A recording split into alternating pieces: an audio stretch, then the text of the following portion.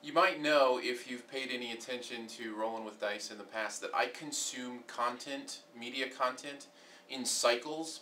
Summer is the renting movie DVD cycle, then fall is the television cycle, and then at like the winter after the new year, also a television cycle. But there's this gap right now over the holidays where there's not really any new TV to consume.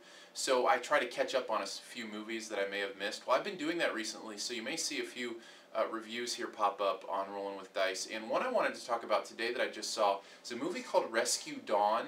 Something I heard good things about, and I wanted to catch it, and I watched it, and I'm very glad I did. This is definitely one I would encourage you to check out. Now, it is a wartime movie, so of course all the stuff that goes with wartime movies applies here. There's, you know, language and violence and that kind of stuff. But it is an absolutely phenomenal story, true story, of a guy named, I think, Dieter Dingler or something. That's probably wrong, and that sounds so wrong. Anyways, he is played by Christian Bale, Batman, and without the scary Batman voice, I promise. But really a very amazing performance by Christian Bale. And, you know, Christian Bale almost falls in that, this is going to sound awful and people are going to hate me for this, Keanu Reeves kind of thing, where as long as you put him in the right movie, he's fine, but he can't really stretch. Christian Bale proves he can stretch a little bit in this movie, and he plays a really interesting, crazy, but heroic character.